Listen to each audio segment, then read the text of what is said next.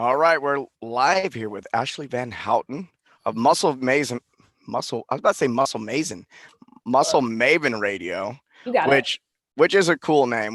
When I first saw you come out with that name, I was like, oh shit, I, I and I was on top of things with that you one. were on top of it, and you actually did the Shrug Collective for a bit, so that was some crossover we had. But Mhm. people may not know this, but we've never even really hung out in person. I know it's crazy. Like, were you avoiding me at like Paleo FX, or I'm not really sure what was Well, happening then. Well, what happened to Paleo FX is I'm just so popular that Yeah, if you want to get through to me, you're gonna have to yeah, fight the crowds.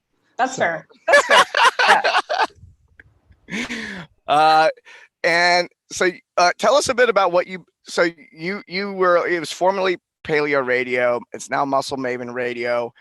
You've been in the game for a long time. I think it's really cool to talk to people who've been in this circle in this game.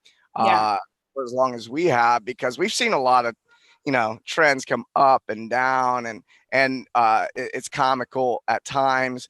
And Yep. so, like, new coaches coming in. So a lot of the people who watch this are coaches or athletes and people who are really into wellness. A lot of times they may be newer to the game, like 5 years or less, and it's like, oh, okay, you've been paying attention long enough. We go, oh, the same trend is coming back and this and that. Yeah. However, the trend we're seeing now, I haven't seen in like 50 years.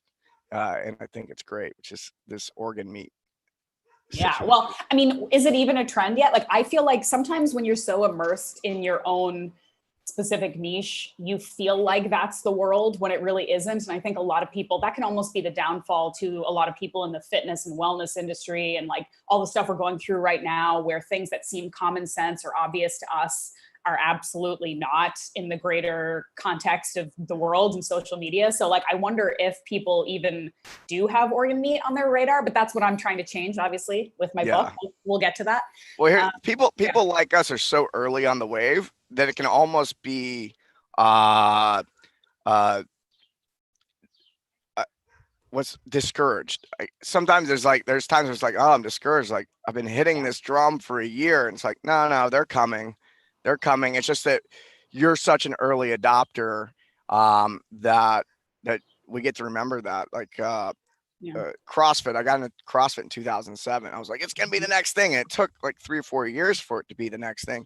Yeah. But here's the other thing, like you're talking about, is we get such narrow vision, and zooming out to a global perspective of health, which is something that something I've been interested in. I imagine you've been interested in, and watching the current conditions of the planet and the average human and their health that can be discouraging as well. But when we look at something like CrossFit, if you're in CrossFit, it seems so huge, but Zumba is bigger. Mm-hmm. Zumba is bigger. Tracy They make more Anderson or whoever money. that They thing get more is. people. Yeah. Yeah. Yeah, Yeah. yeah. So, like, studying mainstream gets interesting when you're so far down a niche. So yeah, please tell us, how did you get started in the health and fitness world, and tell us a little bit about your journey, please. Yeah. Well, I mean, stop me because, as you know, as a podcast host, I can just kind of talk forever. And I really like As what you long were.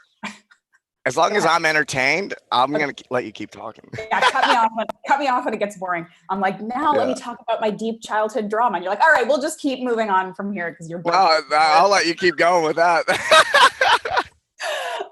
Okay, but I wanted to touch on what you just said about like the idea of us being sort of so like not even necessarily entrenched isn't the word, but like so in our own niche that we have a hard time kind of seeing what the rest of the world is doing. And I think that this is something that I've been actively trying to combat, being in this world and doing the work that I'm doing. And I've struggled at times with feeling like I haven't pursued a specific thing, whether it's sport or education or whatever in the fitness and health world, so that I'm not like an expert. Like, I'm not like the functional fitness expert, or I'm not the paleo expert, because I've always tried to just kind of learn about everything. And in some ways, I feel like it's sometimes I feel like it's hindered me because I'm a generalist, and that's not sexy. That's not easy to market. Like, hey, I'm just a person who like knows some things. You want to talk to me? Like, that doesn't always work. But I feel now in the world that we're in, it's helped me because I believe I'm able to use my platform to hear from more people, to put out information that's more, that's less myopic, you know? So like being this sort of like, I know a little bit about a lot, I feel like I'm able to connect with more people because people aren't looking at me and being like, oh, you're just that like crazy carnivore person who thinks that eating raspberries is going to kill you, or I'm not, you know what I mean? Like, I feel like, and I certainly have my biases based on my experience, and I certainly have things that I like to champion because I feel strongly about them. But I like to think that people who listen to my podcast or follow what I'm doing know that I'm trying to really like maintain a hold on like reality and my place in it, and not just being like, this is this tiny little section of the world and this is the right section and this is where I stand, and if you're not here, see you later, you know? Like, I just don't think that's the best way to help people. Anyway. Do you look back on, rewind 5 years ago and go, oh shit, I was wrong about that? I mean, I certainly think I've probably been wrong about a ton of things my entire life. I mean, that's what being a human being is. But, and I also think that some of it is like just simple human maturity. Like I got into CrossFit. I was a little bit later than you, but I still considered myself an OG. It was like 2008 or something. I moved to New York. Oh, definitely an OG. Yeah. Yeah. And I went to the black box back when it was like dirty and disgusting. And I felt like I was really excited about it. And I did the same thing. You're building your immune system. There you go. Yeah. And I did like what everybody else did when I got into CrossFit, which was like be obsessed with it and tell everybody about it constantly. And, I kind of did the same thing with paleo, and I still will because I believe that it's a common sense approach to nutrition. But yeah, maybe when I was younger, I was a little bit more like, oh, if you don't see this, you're an idiot. Whereas now I'm just like, there's too many people out there from too many backgrounds and experiences and requirements and challenges for me to try to pretend that we're all going to see things through the same lens. Like, that's just not what happens. So I also feel like one of the things that I do now is that I put information out there. I connect with people when they're interested, but I'm less aggressively trying to go after people to teach them. So whether it's like people that I love or people in my family, like it used to be, I was like, eat better, dummies, like sort your shit out.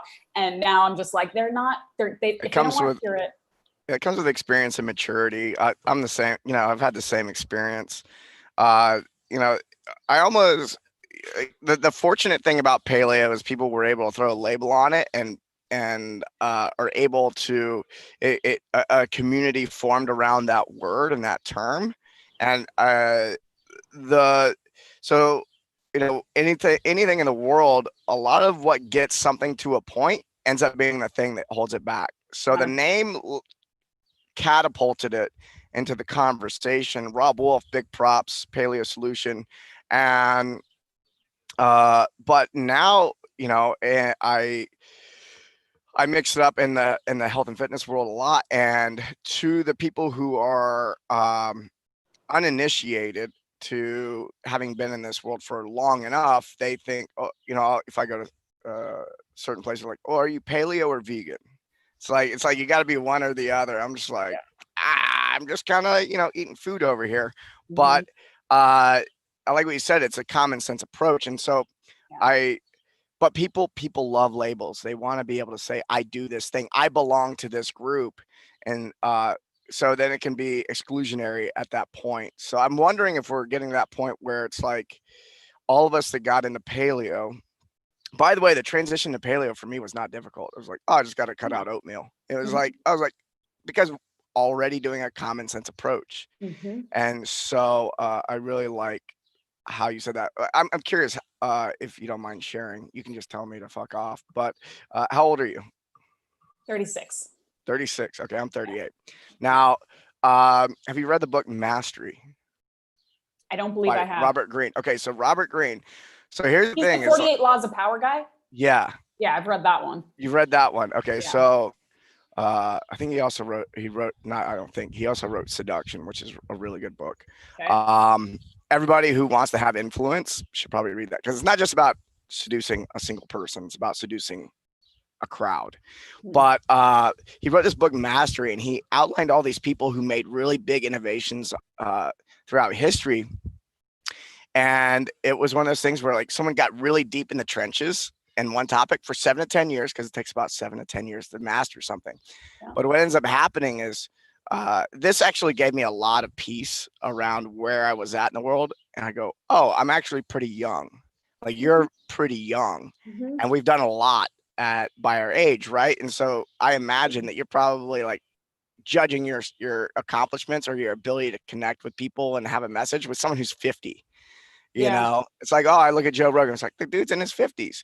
And so like the mastery conversation is when someone has mastered three different things. So it's like this one woman, she really innovated in people who are missing limbs, like making arms and stuff. But like I think she had like a physical therapy degree, and then she had like a robotics degree, and like all these different, and it's like all three of these things, like that innovation wouldn't have been possible. So sometimes, and I like reminding people this is not just you, but the audience, it's just that when we sometimes we're like, oh, I wasted all that time. Like I spent a decade in IT, Mm. information systems technology. Mhm. Mhm. And I'm like, how does that come into play? And then of course it has. And so yeah, I want to throw that out there because Yeah. that's something that at our age we've probably mastered two things and maybe coming into our third. Maybe one and a half. Who knows? I How do long have you like been that. podcasting? Well, I like what you're saying too, because I feel similarly. And I think I'm not the most perfect positive thinker in the world, but I think one of the things that I've done pretty well at is frame everything I've done as an experience that leads me towards the next thing. So, there are certainly times when I have thought, similar to what you're saying, where I'm like, shit, if I had gotten into this like 5 years earlier, imagine how far I'd be. If I had Yeah. gotten into bodybuilding or CrossFit or whatever it is that I was doing just a little earlier. But I think about, so your IT thing, I was in corporate communications for like 5 to 7 years right out of university, and, working in commercial insurance, like making good money, worst job ever, sucked. But I was good at it. And like, so I went into school for communications and marketing because I'm a talker and a writer and I like that stuff. And then I went into this corporate world because that's where the money is. And then right around the economic downturn in like 2009, I was like, oh shit, like I can't keep doing this because this is soul sucking and I need to get out while there's still time. And I kind of made this transition, but I immediately went into the publishing world. I was working for magazines for a while, and then that steamrolled into the podcasting, and I can get into that. But all that to say, these all make sense. Like the trajectory makes sense. It was communications, it was talking, it was writing, it was wanting to share what you know with other people and just moving it into a trajectory that is more in line with the stuff that I'm interested in. So I definitely totally have these moments where I'm like, man, if I'd started when I was 20, but I still, generally speaking, I feel pretty good about the way this works, because I do think, and I talk about this with a lot of successful people on podcasts and elsewhere, that there's almost an inevitability to it too, because you had to go through some things that didn't make sense for you to get to the stuff that does. Like there's a reason people aren't successful when they're 20 most of the time, because they're still Yeah. sorting their shit out. They don't know, like they're still making mistakes. So I think that all kind of makes sense. I'm happy with the way things are going generally. Yeah. I've had a lot of people because I mean, I've had a lot of people ask me. I've made a lot of mistakes. I've had some hard times, and I've done things the hard way. And I'll talk about that sometimes. And people go, "Well, do you think you had to do it the hard way to get to where you are now?" I go, "Well, I did. So yes, Yeah. but you don't have to do that. But we're here to learn from each other." And one thing I've noticed a trend in the market, and so you've been established in this market for a long time, and there's a lot of people that are wanting to flood in. And a big part of it is because similar to 2008, we're experiencing a lot of uncertainty. And when that happens and people's corporate gig cuts their pay in half or lets them go, they realize, oh, all this certainty and control that I thought I had actually was an illusion. How do I take control of my own life? And realizing I want to help people and be of more service, because corporate actually doesn't care about me. And so what I'm witnessing is a huge influx of new coaches wanting to come in and learn how to do that business. And it's like, wow, okay, so there's a lot of people coming in. Are you noticing the same thing? Yeah, I mean, I'm noticing a lot of people who are using this weird, uncertain time and this time that they've been maybe stuck in their houses or they've lost jobs or whatever, trying to pivot and come up with new ways to either do the same work they were doing or to do the work that they've kind of always wanted to do and never given themselves maybe permission to do. And, you know, I've made a lot of changes over the last, I guess it's been 4 months. Sometimes it feels like a couple weeks, and sometimes it feels like 10 years since this whole shit went down. But Yeah. I mean, I've made a lot of changes too. And I think a lot of it boils down to not making changes based out of fear or desperation or other people telling you should, but based on something that you truly deeply want to do and you have well-defined kind of goals and objectives. Because I have so many people coming to me. And I do a little bit of coaching on the side too, mostly for women. It's not really my main sort of gig, but I do a little bit of that, more like high level kind of like lifestyle coaching rather than specific training or whatever. And a lot of people will come to me and just be like, all right, I want to get super lean. I want to have a 6-pack, or I want to I've been doing keto for 10 years and I hate it now, but I kind of want to stick to it to help me stick to it. And I'm like, okay, but why though? Why? And if you don't have a good answer for me, I don't want to go through all this with you, because you shouldn't have to do something crazy or make this crazy change or transition when you literally don't know why you want to do it. You know, that should be your first step. So anyway, I mean, long story short, I haven't even gotten around to talking about the podcast thing yet, but I switched from Paleo Magazine Radio, which is a podcast that I was hosting for years, and it was affiliated with Paleo Magazine. And over the quarantine, I bought it and rebranded it to be my own podcast. And it's funny because what you were talking about earlier with the concept of having like a really cute, like branded name or whatever, being both kind of a positive and a negative, is exactly what I've been saying about Paleo and Paleo, the podcast specifically, for years. It's great because if anybody's interested in paleo and they Google it, guess what comes up, right? There I am. But for the vast majority of people who are like, oh, paleo, I heard that's a caveman thing. That sounds stupid. That's a trend. They're not going to come listen to me, even though I'm talking to awesome people. I'm not necessarily talking about paleo all the time. It's a super, super good resource for everybody, but people aren't going to listen to it because they don't know what paleo is or they don't care. So it was kind of a feeling that I had wanted to make a transition for a long time, and it ended up working out really well because the magazine, I don't know if you even followed this, but the magazine was making some changes. They aren't a print publication anymore as of like literally March. They decided that they were going to take it all online. And along with that, they decided they wanted to get rid of the podcast. I don't know why. It doesn't make a whole lot of sense to me if you're moving to a digital platform to get rid of your podcast, but I mean, that's their prerogative. Yep. And so I told them, I was like, all right, well, I've been hosting this podcast for 3 years. I've grown it pretty good. I've got a great, like sort of little, but mighty kind of audience who are really into it. I like doing this. Just give me the podcast. Just give it to me. Just give it to me. Give it to me. I want it. Just give it to me. And this reminds me of the conversation I had with Anders Varner about Barbell Shrugged. Really? Is it the same thing? And were you like, no, fuck you, I'm not giving it to you. You need to. Anyway, we can get into it. I was hoping he was wanting it. Okay, well, that's better. I would have liked that situation. Because they were like, we don't want it, but we don't want to give it to you. So I had a decision to make.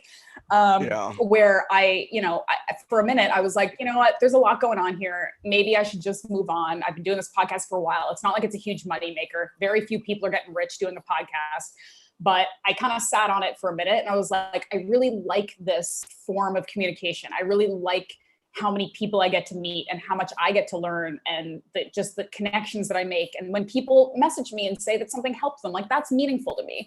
And I worked really hard to build that audience. And I'm like, all right, I'm going to keep it. So I'm just going to figure this out.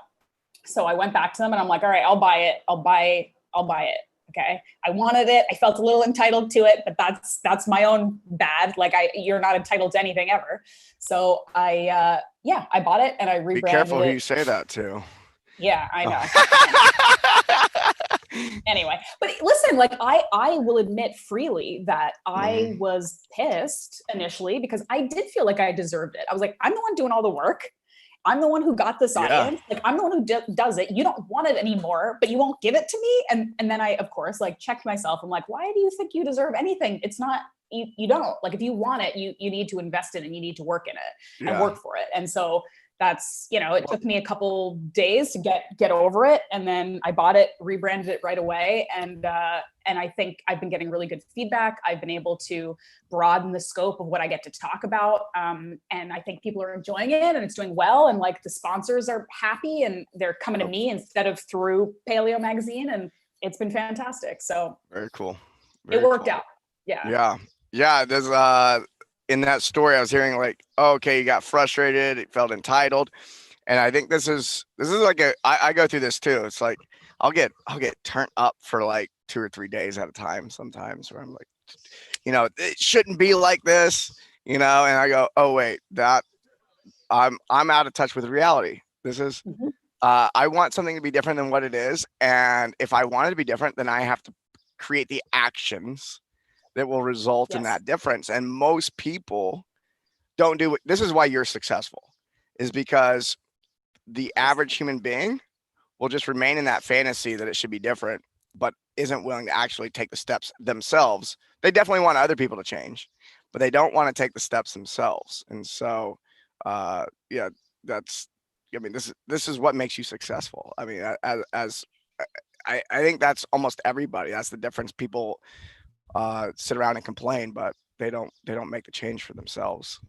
So Yeah, good. and I mean, I think it ultimately goes back to you probably just didn't really want it that bad in the first place, really. Like it's the same with, weight loss Yeah, or physical goals or whatever. And it's funny because I'm not sure if you know Ben Pakulski, but he's another I love Ben. Yeah, yeah, we get along so well. yeah, Yeah. he's another meathead that I work with pretty closely. I help him out with his podcast and I co-host with him pretty regularly and stuff. And one of the things he said that of course is quite common sense again, but I hadn't really kind of internalized it was he's like, people come to me constantly for body composition goals and they want to lose fat. And 99.9% of the time, a weight loss goal is not enough to make people make changes. And even if it's completely ruining your quality of life, even if you're super unhealthy, even if you've been trying to lose weight for 100 years, a simple weight loss goal just isn't enough because it's not concrete enough. It's not like, well, what's your life going to be when you've lost your 50 pounds or whatever? And it's Yeah. just not enough to maintain motivation. You need to have like a deep rooted intrinsic desire to make a change. And then you have to set out these very specific, tangible goals to get there. And so when people say, like, I just want to lose fat, I just want to look better, I just want to lose some weight, like that means nothing to anybody. And it's not going to help you Yeah. make a change. So, I mean, the hardest step really is determining, like, what do you really want? And what are you willing to do to get it? And then, Yeah. if you don't, People yeah, people are unpracticed in that. And yeah, so like what I found is people who want to lose weight, they're on and off the diet train, all that kind of stuff, because you're right. It's not sticky enough. There's no real reason for them to do it. And so what we witness is, people have to hit rock bottom. He's like, mhm, okay, now you have heart disease, and the doctor said you're fucked if you don't clean something up in the next 5 years. And then you start seeing maybe you see a change. So there's this loss aversion. It's like, oh, I'm about to lose my life. yeah, Now I'm motivated. So that's like one side of the coin. But what I like, one of the things I like to focus on with people uh, is a vision of the future of themselves that's different than right now. And that's very difficult for people. It takes a lot of coaching to get someone there, in my experience, because everyone is so practiced at avoiding shit. It's like, oh, I know yeah, what I don't want. Like everyone knows what they don't want, but they yeah, have no idea what they do want. And it's because that's what our parents did. You know, we as human beings, we got to where we are on planet Earth because we're survivalists, mhm, right? We can survive and adapt, and like humans are the most adaptable creature on the planet. Well, maybe aside from like these little like one-celled organisms, but uh, cockroaches, yeah, yeah, we're not as good as cockroaches. What maybe one almost, day. But it's we're so practiced at avoiding death, and we're so good at avoiding death that I think that just in the last few decades, people have started waking up to, oh, we're actually in a transition into we're not physically uh, this focus on survival has actually created a scenario because we create an abundance of food that makes us sick.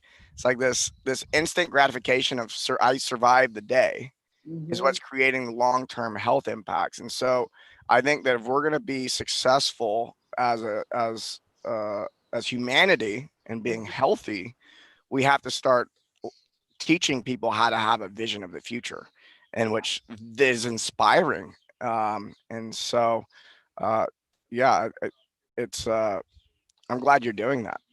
You Yeah. are painting a picture of the future that's different for people. Thank you. I'm trying. I'm trying to just shove grass-fed liver down people's throats and see what happens. So on that note, for breakfast I had liver.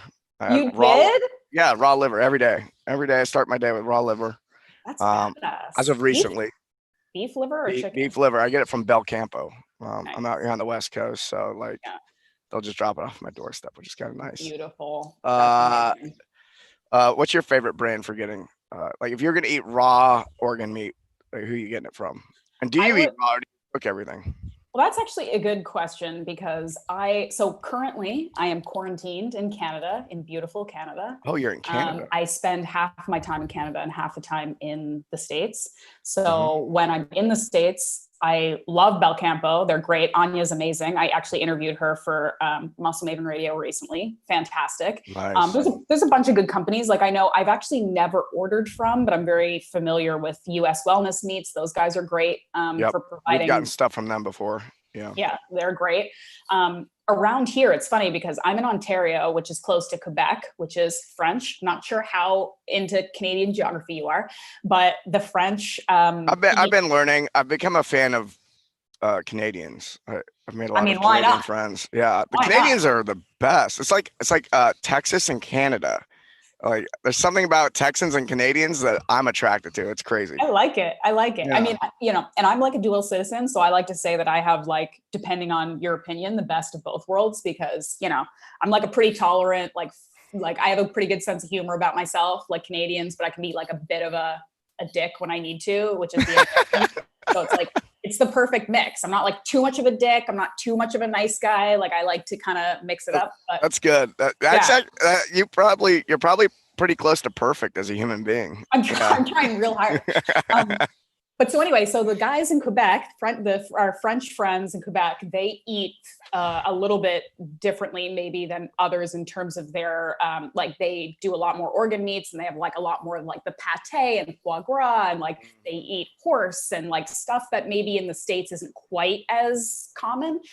So I'm able to access like some pretty good organ meats locally. Like I don't have to order online. There's like a farm just like 30 minutes outside of the city that I go to, and they have all kinds of stuff. So, and I've had to do a lot of like weird research because this cookbook I'm doing a lot of weird recipes that for stuff that isn't really easy to come by.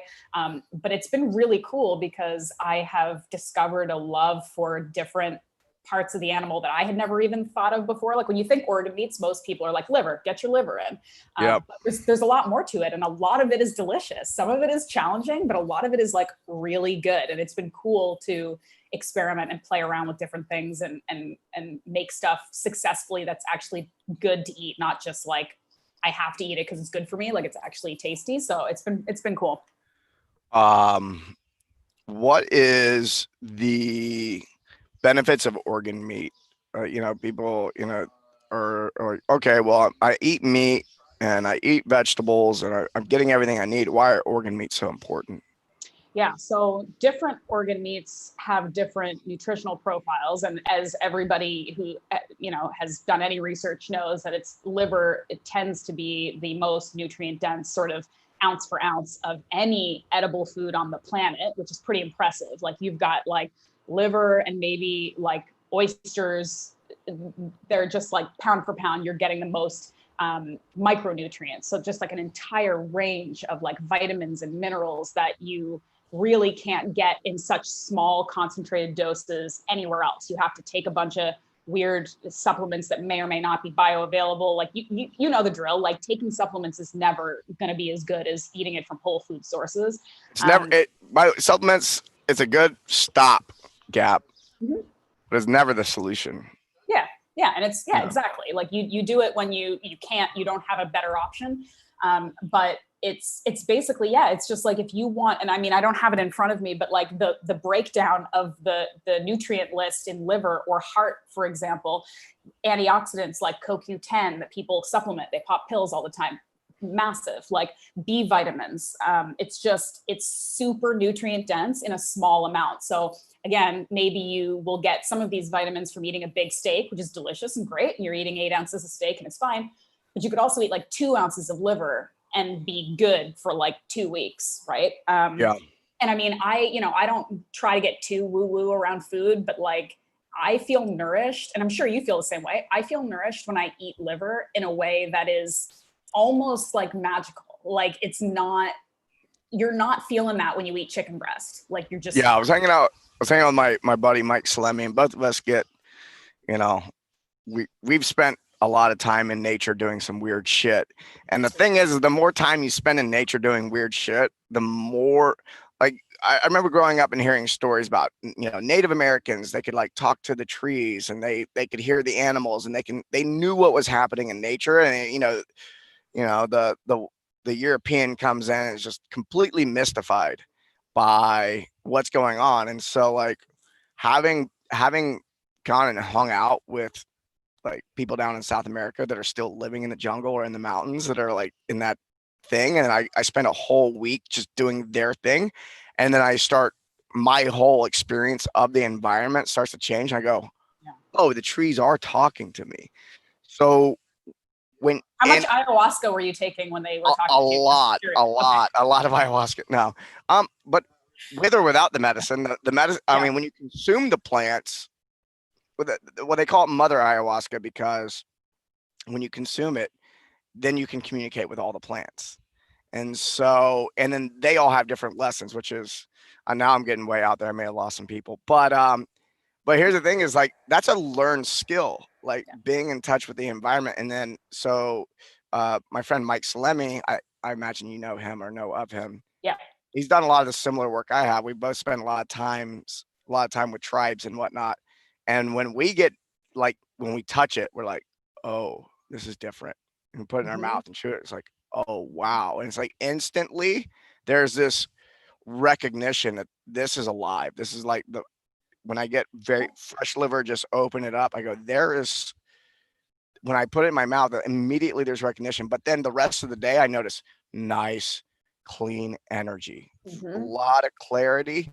I've actually dialed back my produce intake, my vegetation intake a bit, because I noticed that when I eat a lot of vegetation, my digestion's not as good.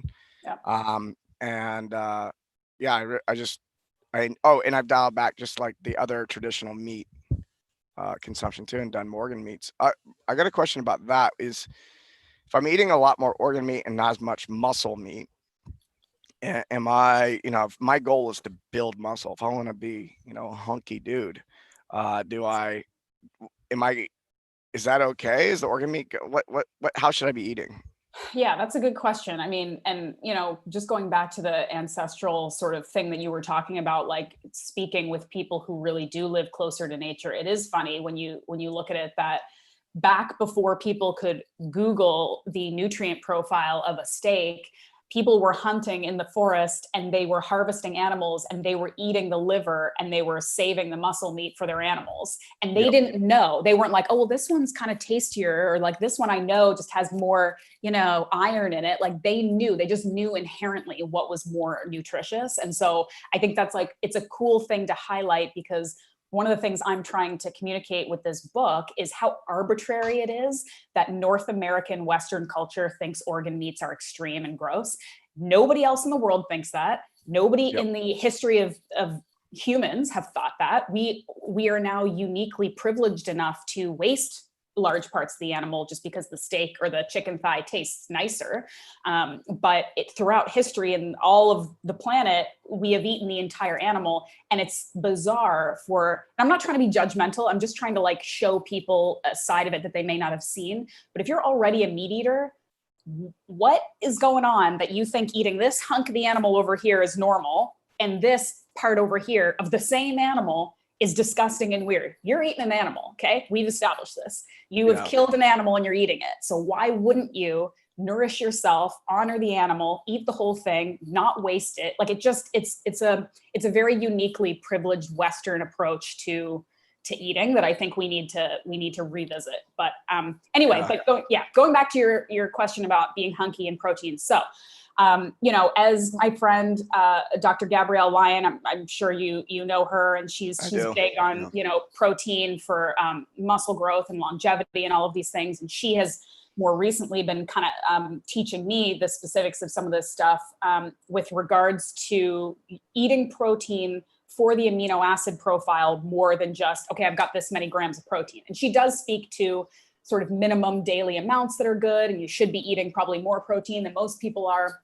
And so with that said, I would probably say that if you're actively trying to build muscle and you're a dude, you're not like a 90-pound girl or whatever, like you're going to need a fair bit of protein every day. And it's probably going to be pretty tough to get that like strictly from liver and heart. Because even if you're like a real beast, like you're probably not eating 2 pounds of liver a day or whatever, So I think that if you're eating a lot of organ meat, you probably are getting a great amino acid profile. You're probably getting really high quality protein. That's great.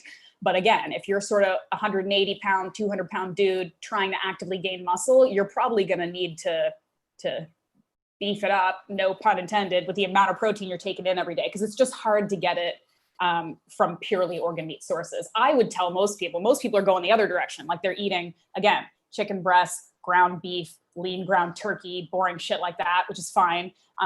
But maybe start incorporating some organ meat. So chop up some liver into your ground beef, like add some heart to whatever you're eating, so it's kind of like trying to find that balance.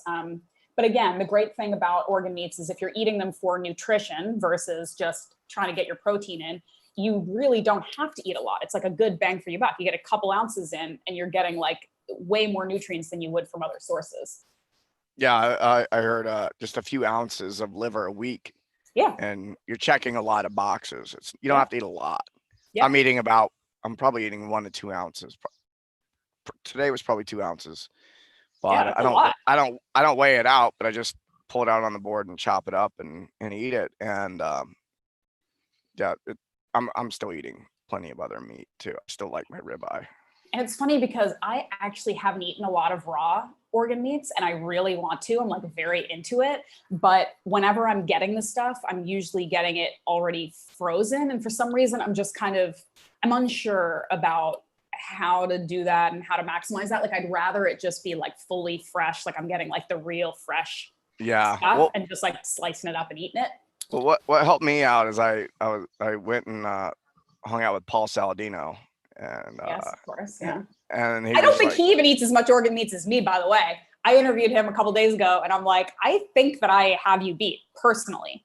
I'm just saying. You may. Well, the thing is I walk into his house, and he goes, "Do you want? Let's eat some spleen and heart." He had like a whole spread of everything, and he was just slicing it up, and he's like, he hands it to me, and I go, "Raw," and he goes, "Yeah," and I go, "Okay." So at first I was opposed to it, and then he made me feel comfortable with it. And so and I had no idea where it came from, but I was like, this guy seems like he checks things out. I'll go with it. It was from, I think that particular batch was US Wellness Meats. But that day I had raw lamb testicle. Delish. And that was actually that's my favorite raw meat I've ever had. Lamb is also one of the more delicious animals to eat. Like if I had to list like my top favorite animals to consume, lamb is like possibly top 3. It's just a delicious animal. And it's funny because one of the big organs that I like to eat, that I eat a lot of, is heart, which is really actually probably a great intro meat for a lot of people because it is a muscle meat. So it's basically the same as like eating a, steak or whatever. It's not like a weird kind of textural thing. It's a muscle meat. But one of the things that I've realized when I've been like cooking and making a lot of them is that an elk heart and a lamb heart and a buffalo heart and a chicken heart, they taste different. They taste of the animal and what the animal's eating. And lamb heart is delicious. If you haven't had it yet, you got to crush some lamb heart. So good. Yeah. I'll definitely get some lamb heart. What what got you into the organ meat thing? Like, why are you? Is it just the nutrient stuff? Like, Yeah, I mean, I think for me it was sort of a common sense kind of evolution from paleo, and the idea of trying to eat the most nutrient dense foods possible, and also to be as aware of the impact you're making on the planet as possible in terms of being wasteful or not. And so that all kind of, again, was just sort of a common sense kind of evolution. But I also, looking back at my life, I feel like I always kind of was leaning in that direction, because even before I cared about nutrition, and when I was like a teenager in my early 20s, I didn't know anything. I didn't care. You can get away with whatever. You eat Pop-Tarts all day. You still look good. It's fine. I still sort of, I liked meat. I liked meat a lot. That's kind of where I gravitated, and I liked dark meat, and I liked rare meat, and I liked oysters and anchovies, and just like really strong tasting meat. Like I always kind of it's liked that stuff. rich. It's rich meat, Yes. and it's because Yes. it's rich in nutrients. Yeah. Yes. And I just sort of always leaned in that direction. And then, when I became like, I graduated university and I traveled a lot, and I was living in New York for a while, and like was exposed to all these different cultural foods and stuff like that. And I just always approached eating. And I try to think like I approach life this way too, but I always approached eating like it was like an adventure. Like I just wanted to try new things and have new experiences and try different foods. And I always saw it like it was such a low risk endeavor, because if you try something new, even if it's weird or extreme or different, the worst thing that could happen is that you don't like it. Like you're just like, okay, I tried liver and I didn't really like it. Like, okay, move on with your life. But if you like something new, you're exposed to this whole different thing, and it could be exciting. It could help your health. It could be, and like different sort of cultural cuisines. Like, yeah, maybe these people like to eat like insects on a stick, and that seems weird to you, but there's like millions of people who eat that way. So like, get over yourself and just try something. Like maybe you like it. And Yeah. and so I've always kind of, it's like the intersection of just like the fun stuff that I like to do, travel and eat and try new things and have these experiences, and then the health and like pragmatic side of it, like this is beneficial for you and it's good for you, and why not? And I really have just been like kind of doing it on my own for a couple of years now. And late last year, late 2019, I got it in my head because I was at like some event, I think it was KetoCon or something, and I was talking to some friends, and I just felt like everybody I knew had written a fucking cookbook. And I was like, you know what? I feel like I should write a cookbook. I'm a writer. I know what I'm doing. I'm not stupid. I should write a cookbook. And I was thinking in my head, You know what? That's the exact thing that is going to get someone off the couch. I'm not stupid. I'm like, I'm an idiot. Well, I want more insight to your internal dialogue. I bet it's okay. So further insight is I know people who have written cookbooks that I feel like, I'm just going to say diplomatically, are no smarter or more capable than I am. Okay. We'll just that's say how that. I feel about a lot of just books. I'm like, this person got something published, so why can't I? Like, I felt that way. And so all of this was kind of like percolating in my head. And I was like, I feel like this is a valuable thing to talk about. It's not really being talked about much. Like you can Google, there are probably 3 or 4 organ meat related cookbooks out there, and they're usually from like French chefs or hunters or something. So I'm like, I have a unique niche here. I'm a normal woman I'm not a professional chef. I didn't grow up eating extreme things. I'm a normal person, kind of. So in that, Whatever you say. Exactly, whatever. No one knows what that means anyway. But like, if I can enjoy this, if I can learn it, if I can teach myself, so can you. And it might make you feel healthier, and it might be exciting, and it might be fun. And that's what life should be. And so I kind of just started playing around with it. And I just had a very strong image in my mind that I'm like, I'm doing this, even if I have to write it and like print it off myself and just send it to people in the mail. Like I'm going to do it. And so I feel like I had such a fully formed idea that when the time came around that I actually got to speak to a publisher, they were like, yeah, you seem like you're pretty like on top of this. Like you want to do it. And I think they liked my enthusiasm, and they were like, yeah, there's not a lot of people doing this, so let's get on it. And it happened very quickly. Like I literally started writing this book in like December or January, and it's coming out this summer. So I don't play around. What are all the reasons why we should be eating nose to tail? So many reasons. I mean, health, first of all, you know it. You're doing it every morning because it's healthy and it's good for you. Sustainability, if we're, again, I'm not speaking to vegans because, you know, I'm not trying to convince anybody of anything, but the vast majority of us are still eating meat. And if you are eating meat, it is just a sustainable, ethical, practical concept to eat the entire animal and waste less of it if you care at all about the planet and the animals that you are harvesting for your nutrition.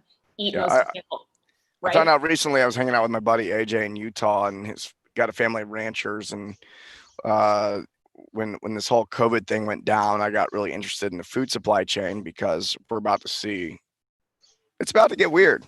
Mm-hmm. People, the repercussions of everything shutting down for the last few months won't be felt for a year or two. And meat supply is actually one of these. Yep. So even more reason to utilize the entire animal. And he was telling me, I was like, oh, you know, I was gonna, you know, looking at buying a cow or whatever. I was like, or just getting some cuts from him. And I go, what about the organ meat? He's like, well, I could just give you that for free. Yeah. And I was like, what? He goes, yeah, they're just, you know, they throw it out. And I'm going, what is, like, it was just blowing my mind of like, I will spend, like, I should be spending more money on liver than on ribeyes, in my opinion. Yes. And it's just backwards. Yeah. And Well, so that's another crazy thing too, is that it is more economical as well. So like you can buy a beef heart that's 2.5, 3 pounds, this big, for like $15 that can feed people for days. It's a ton of meat. And another thing that a lot of like factory abattoirs or like places where they're harvesting the animals do is they take the organ meats. If they don't throw them out, they'll use them maybe for animal feed or something, but they also export them to places like Mexico and places where people eat organ meats because it's normal. So we're yeah, literally like killing these animals, sending the nutritious stuff to other people and eating the leftovers. Like that's what we're doing. It's yeah, crazy. yeah.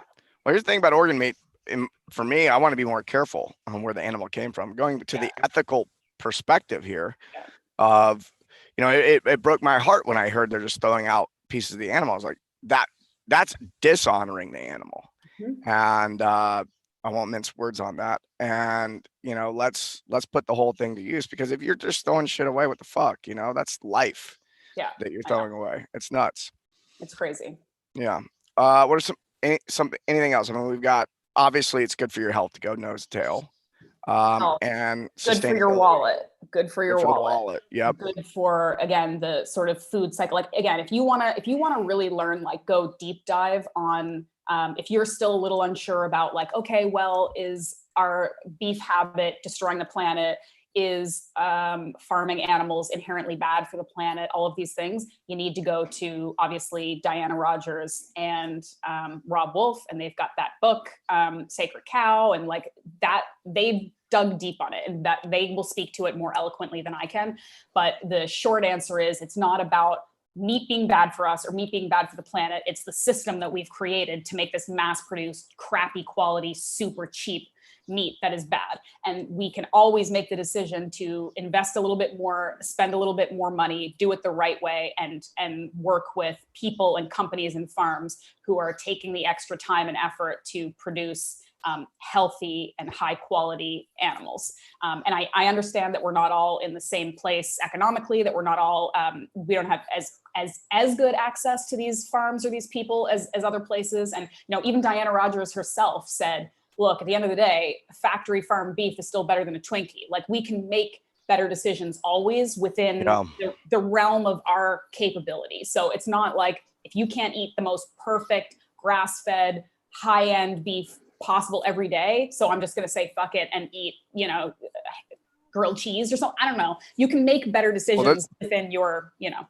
I've gotten stricter and stricter over the years. You know, there was a point where I'm like, you know, I'm just going to eat, you know, I'll eat the best meat I can when I can, and when I can't, you know, I'll eat what's available. And over the years, I've gravitated more towards all fast.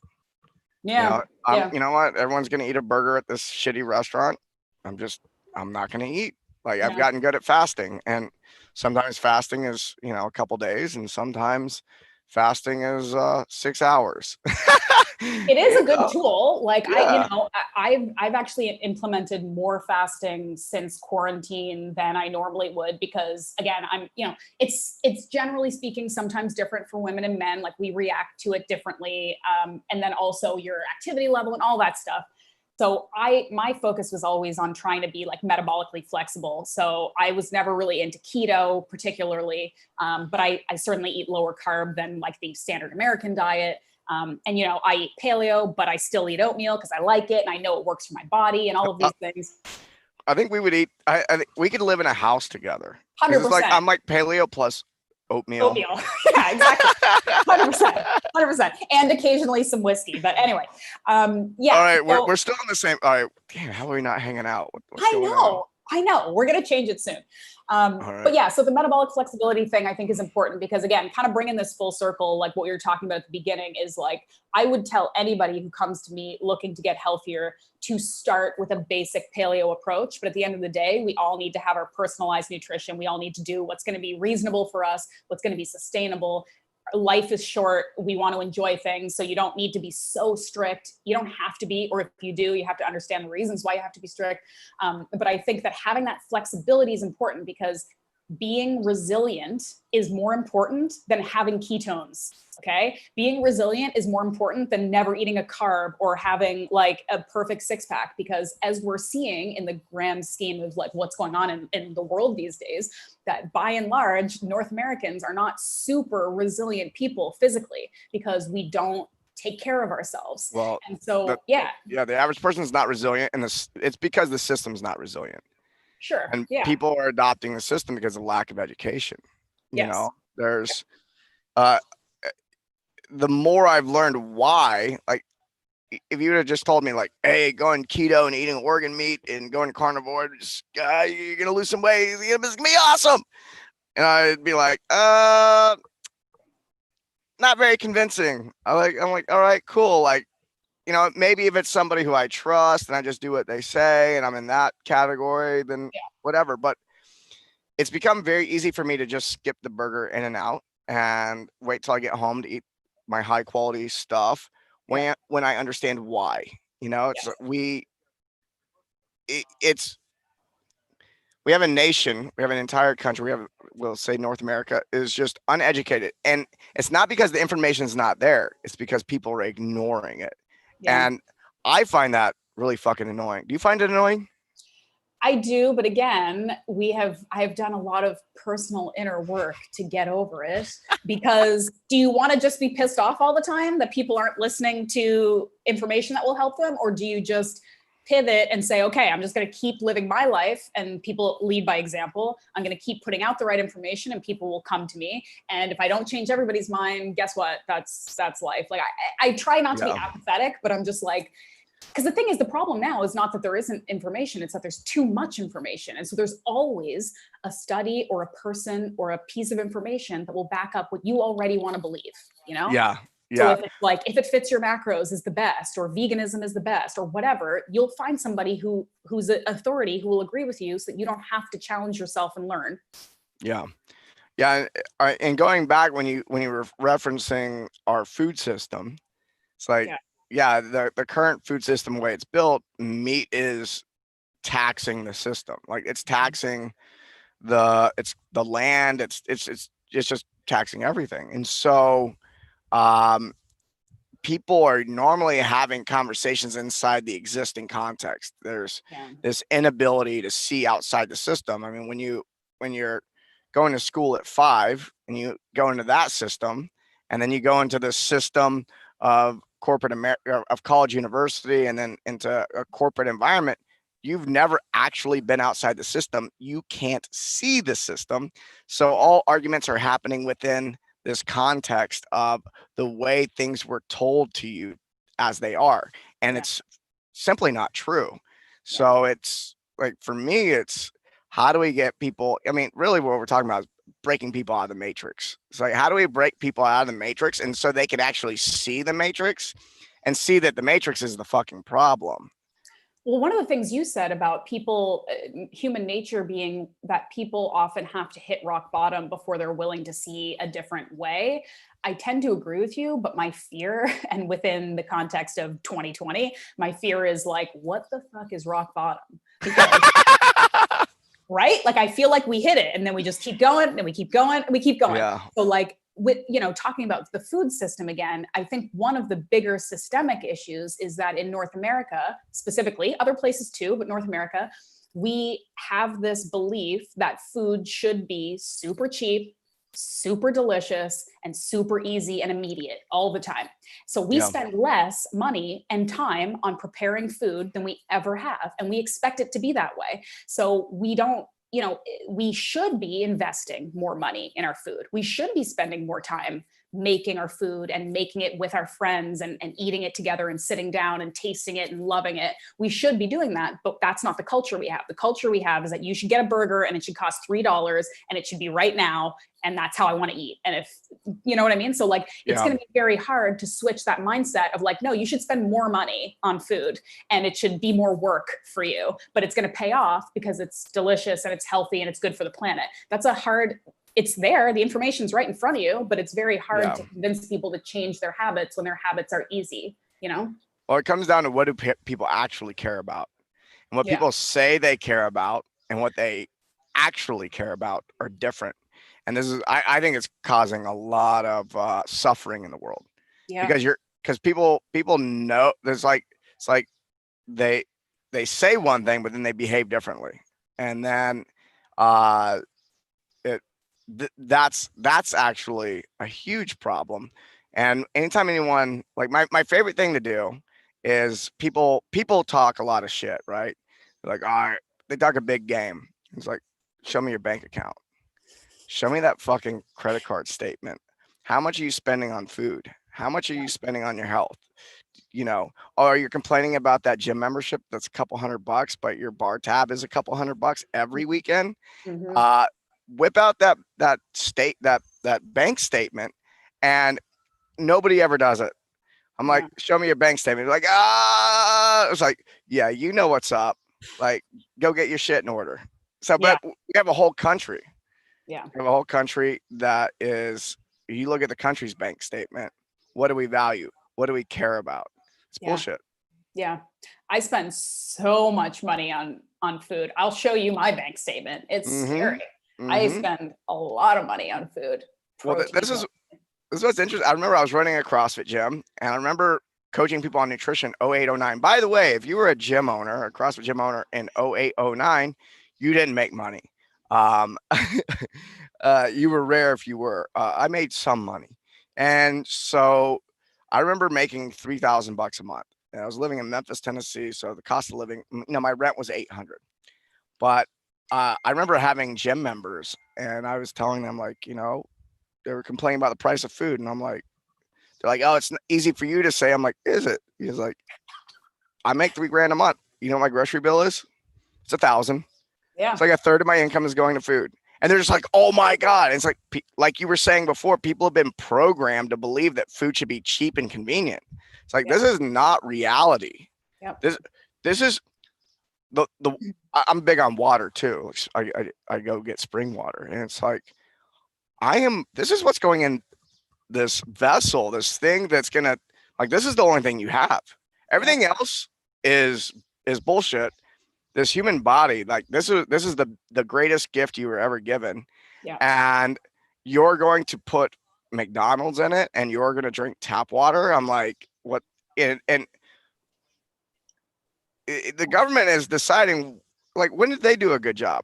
Like, if you look at anything, and people, there's this naivete that I think people love to adopt because it makes them feel comfortable and they don't have to make any changes. Like, oh, I'm comfortable. I like to say, what is your job? What industry do you work in? Okay.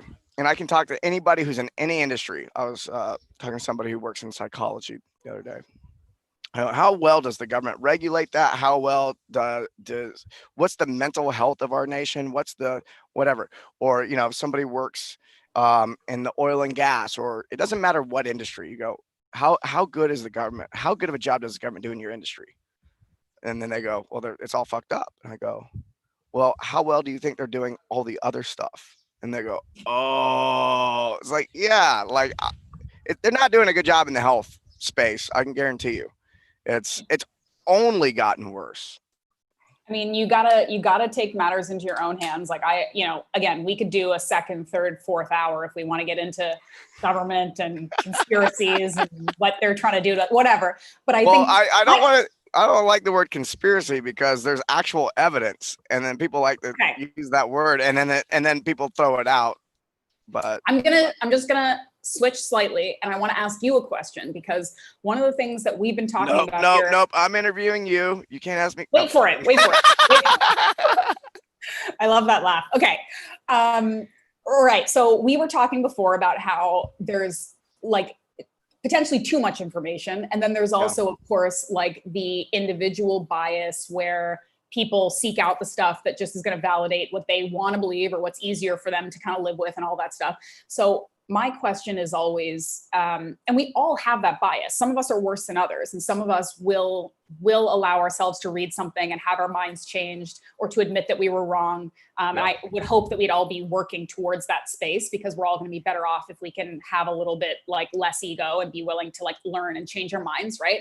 But how would you encourage the average person who isn't in this world all the time and who's trying to get healthy and like truly doesn't know, is veganism better? Is paleo better? Is CrossFit better? Should I fast? Like all of this stuff. How would you even recommend that they dive into this world of information? How do they get through it? How do they read it? How do they critique it? How do they understand it for themselves? Like, what would your advice be? Well, everybody who digs into any field, I think, needs to identify a primary teacher first. And they like, if you look at any coach who got into coaching, CrossFit's a great example of this just because that's the world that we both lived in at some point. And that is everyone that thought that the CrossFit method was the best thing that ever fucking happened, right? And then once you've done it for several years and you get introduced to other ideas, you go, oh, that was a great stepping stone into a more sophisticated conversation.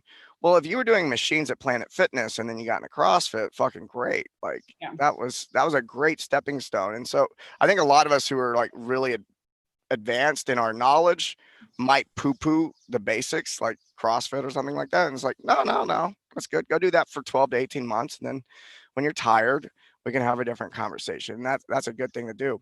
But I say find a teacher who you resonate with, who your intuition lines up with, and who has the results that you want. Yeah. And this is the problem is when COVID hit and I started watching all the health department directors of all these different cities get up and they were fat, sick, or they looked like Skeletor, the LA health department woman that she got there. I'm like, who the fuck is listening to this person about health? It's like, you're disgusting. I want to punch whoever put her in charge in the throat. Tell us how you really feel. Tell us how you really feel about it. Yeah. See, this is why you shouldn't be asking me questions. But like, the thing is, by the way, I let myself get really angry and depressed for about a week, and it was one of the best things ever. And because I was able to turn around and go, well, what am I going to do about it? It's like, am I going to be just another person on Instagram complaining, or am I actually going to do the hard thing? The easy thing is to point out what's wrong. The hard thing is to actually create action that makes a real difference. And so I'm very motivated in that area. And a lot of conversations with myself, but find the person who gets the result. Here's the thing is people are listening to people who don't have the result. You're going to go listen to a medical doctor in a lab coat who's sitting under fluorescent lights all day and is out of shape. Fuck that. That guy needs to go get his life in order. All right. And any coach is trying to teach someone to be healthy and they're fat and out of shape, they got to get their shit in order. You know what? It probably reflects in the amount of money they're making. So what you got to do is where you start is you go, look, like for me, it's Paul Check. It's like, I got a new thing that pops up. I run it through Paul. Why? Because he lives the life. Like when I'm 59 years old, I hope I can do what he does, you know, and he has the lifestyle to match. It's not like he just got really physically healthy. I've hung out with him and his family and I go, this guy is full of love. He's he's on purpose. He's got a mission. He's healthy, and he's making the world a better place. I'm going, dude, that's my filter for Yeah. when I'm not sure. When I'm not sure, I run it through him. And so I tell people, find that first. And at some point, you start accumulating enough knowledge. Now, here's the thing is, for me, it's like, oh, if I'm going to start somewhere, I'm like, start with water. You're primarily made up of water. It's the thing we consume the most of. Let's do a good job with that. It's not going to be like snorting, NO explode up your nose or anything like that, but you're not going to see that instant stimulant response that people want. But the thing is like, let's get, just like the basics. What's the thing that it's usually the things that are the most mundane that make the biggest difference. Yep. If I tackle the water conversation for the next 3 years, that's going to make a huge difference than if I'm drinking water that has chlorine and fluoride pumped into it. And so, but it's not something that's easy to see or anything like that.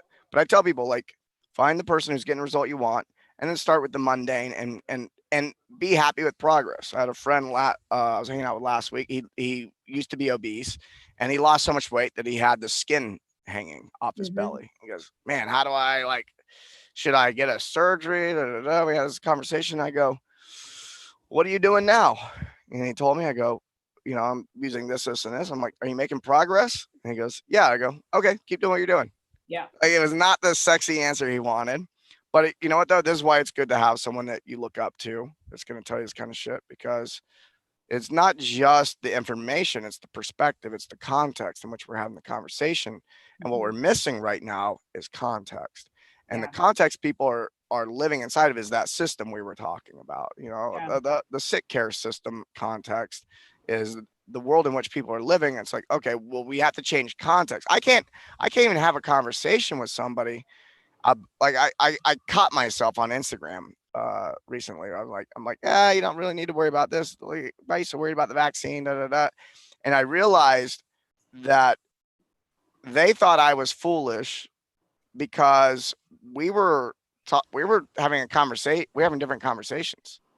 Their context is, get my food from Food Lion and go see the doctor, and I'm going to send my kids to school and they'll babysit them really nice for 8 hours so I can do what I want to do. And then, have I triggered enough people yet? So anyone still listening? And it's like our contexts are so different. It's like we need a vaccine. I'm like, and I'm sitting here thinking, how long does it take before we have a vaccine? And B, is it going to work? Because the flu vaccine doesn't work. And everyone wants to point at polio or something.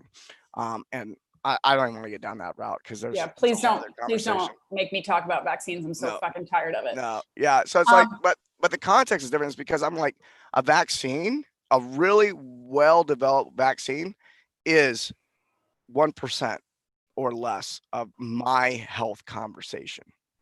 And I don't get them, but I do think there are people that may need to get vaccines at different points. It's not something that they should just go away, but we're having a different conversation. It's good for us to recognize, oh, this is the context. And that's what I'm interested in, is creating enough context that when we have a conversation, I can reference my own context and go watch that video, go read that chapter, and then you'll understand the conversation that we're actually having. Yeah.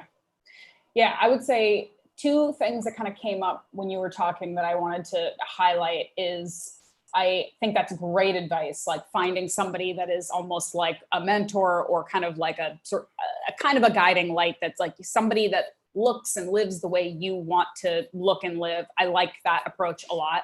I would also add to it something that I am trying to do when I work with individuals and coaching capacity too, is this concept of, like, again, personalizing your approach to health by being very clear on what you consider health to be, because it's going to be slightly different from person to person.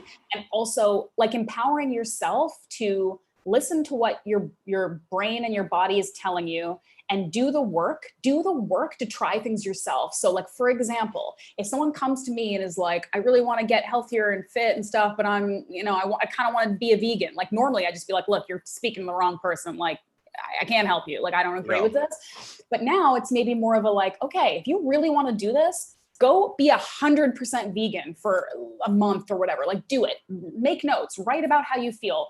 Like, be intelligent about it and be, planned about it, and then see and pay attention to what your body's telling you. Because I have all these women who come to me who are like, again, I've been keto for 2 years because I was really overweight and I lost a ton of weight with keto. And now I have no period. I feel like shit. I have no energy. I'm terrified to eat a strawberry, all of these things. Mm-hmm. And it's like, empower yourself to, the answer already. You don't need me to tell you that, like, maybe you need to make some adjustments to your diet, but you're waiting for me to give you permission because you think I know more than you, because you're scared and you don't trust yourself. And it's like, I'll tell you, maybe go try to eat a strawberry, but really it's about you listening to what your body is already telling you and then doing the work of like, all right, if I want to start incorporating carbs again, let's do this in a measured way and keep track and make notes and be smart about it. This is a journey. This isn't like you listen to the one person who tells you how to be healthy and then you're healthy and now I'm healthy for the rest of my life. It's a constant moving process and evolution.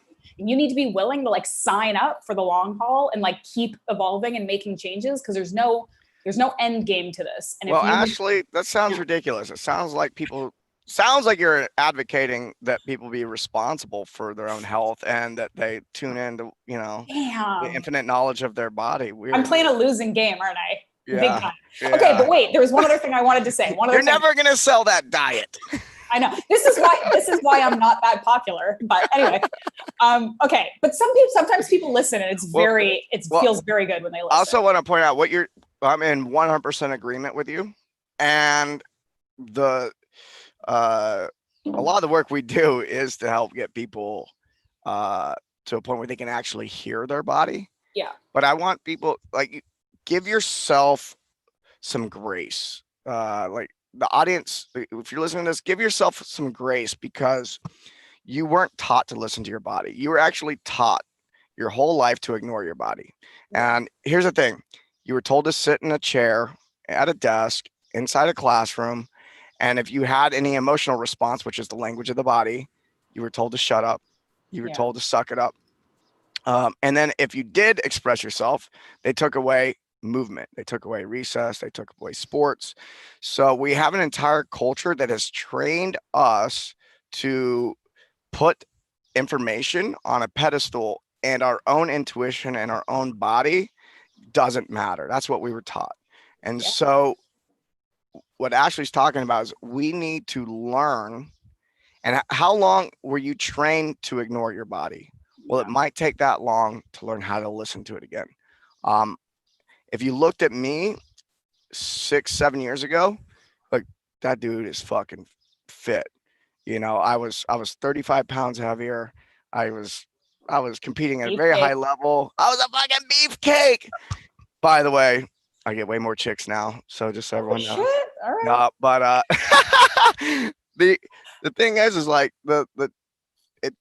I've been on a path for the last 6 years of tuning in my body. And if you ask me then, I remember I had a leadership coach. He goes, do you think you're in tune with your body? You listen to your body? I was like, oh yeah. I mean, look at me. Of course I listen to my body, And he was very wise and I was very naive. And over the last 6 years, I learned, like, I was not in touch with my body. I was very good at dominating it. How good are you dominating your body? And then I got to a point where I go, oh, I want to start tuning in. And the tuning in process took time. I'm still tuning in. I'm still getting better at it, because there's 25 years of not listening to it. So I was like, I got to undo all of that. Yeah. And it's a journey. It's not easy. It's something it's worth doing. The listening to your body is one of the most rewarding things I've ever experienced.